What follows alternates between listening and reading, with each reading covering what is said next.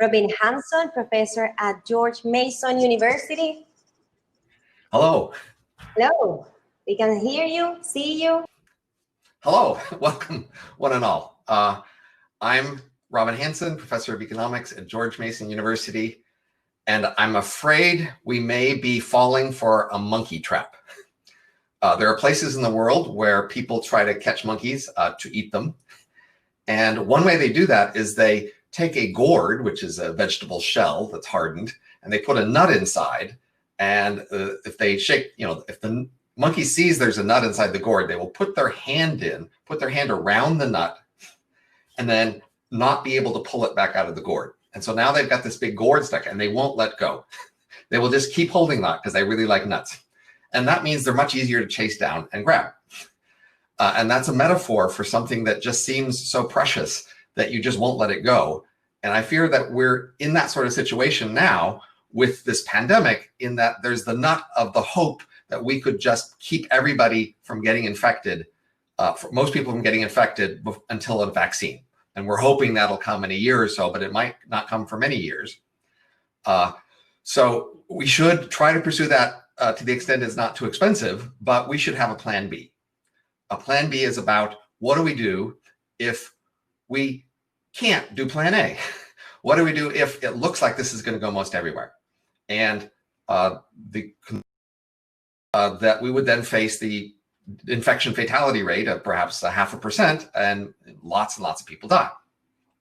So rather than just try to flatten the curve to make sure we spread it out over time and destroy the economy, we want to have some other option, some other way to deal with this, rather than just letting everybody get infected accidentally. And the concept I want you to think about is variolation. So back in the United States Revolutionary War, we had troops up in what are now Canada, and Canada would have been part of the United States, except that our troops up there got smallpox, devastated, and couldn't fight. And at Valley Forge, George Washington was worried that the same thing would happen to a lot of more American troops. And so against the law, against what Continental Congress had ruled, he used variolation on his troops. So typically smallpox would kill 10 to 30% of the people who got it. But with variolation, it only kills 1 to 2%. And the key idea of variolation is you actually deliberately infect somebody with smallpox, but you do it in a small dose and you do it through the skin. And in that way, you drastically reduce the death rate. And that's because there's a dose effect for most viruses. That is, for most viruses we've seen, if you get your initial infection as a small dose, then that gives your immune system a longer to react and build up a defense to fight the disease.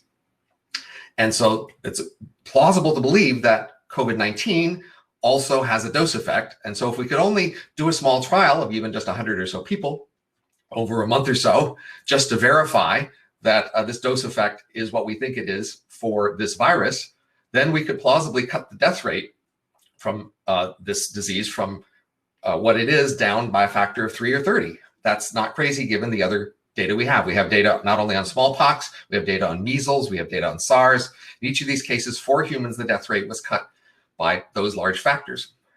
So deliberate infection not only would produce this much lower death rate, but it has several other advantages. First, when we're out there locking the economy down to isolate people, we're doing that because we don't know who's infected. And so most people are being isolated for no good reason because they aren't in fact infectious, but we don't know who that is. But if we deliberately infect somebody, we know that that person is infectious. So we deliberately lock that person down, isolate them. So the concept is, say, a hero hotel, you go in, they immediately infect you, you stay there until you are recovered, and you can mix with other people who are in the hotel, but you can't leave. And that way, we don't make the disease happen faster, but we get those people in and out, and those people can now get some sort of passport to go back to work and socialize because they are now passed and recovered.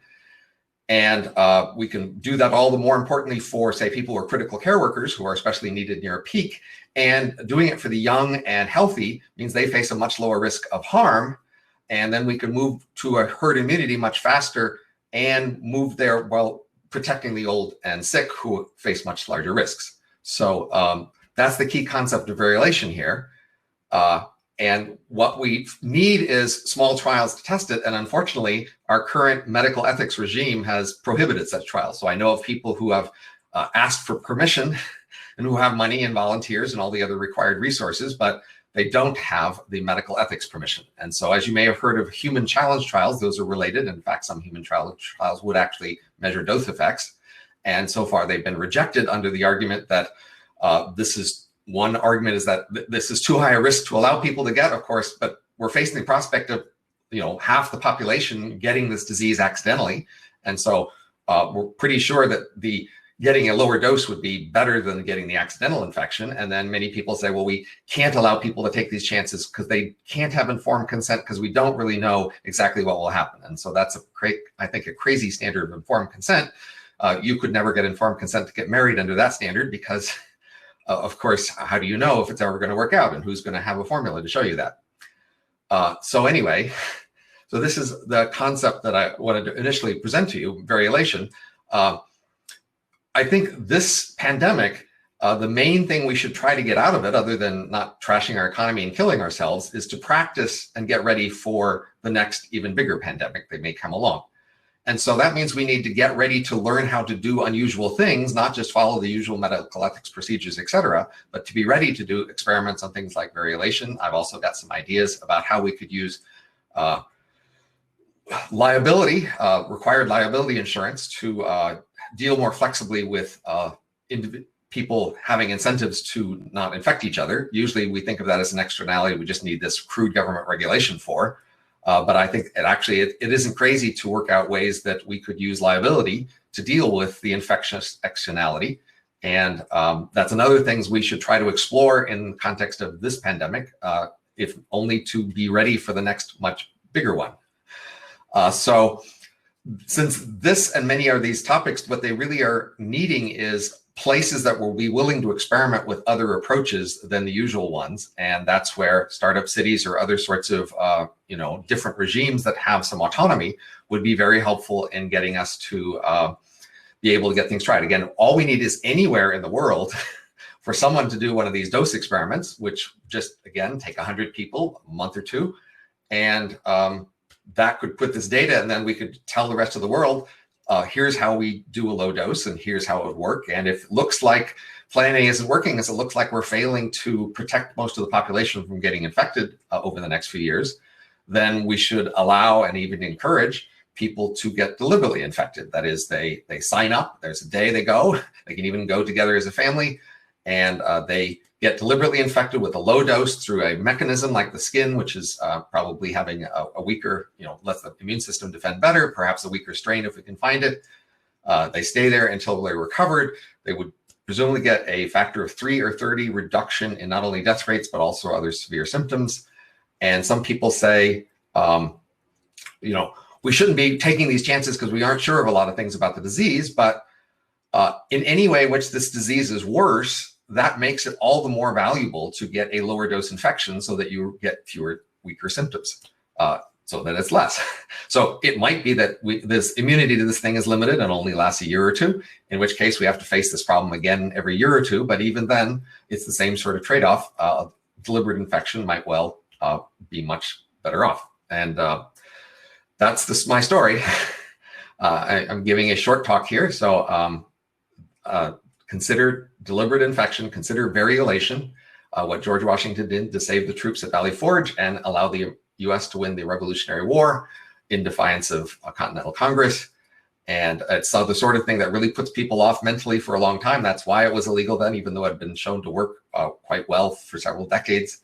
And we need to sort of overcome our reluctance and consider things like this. Who would be willing to get infected on a trial or test, asks John Kenny. I've heard from a lot of people who say they would be willing to try. These are especially going to be people who are young and healthy because they face a much lower risk of getting harmed.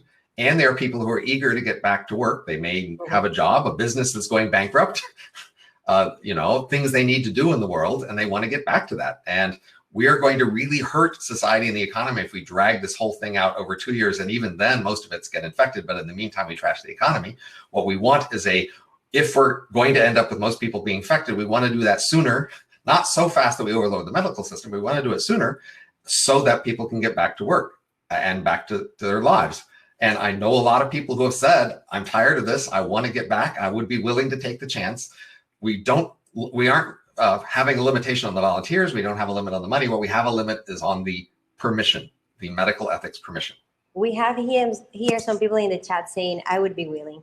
Well, Robin, thank you very much. What an interesting presentation on the relation between autonomy and health. So like you said, all we need is anywhere in the world.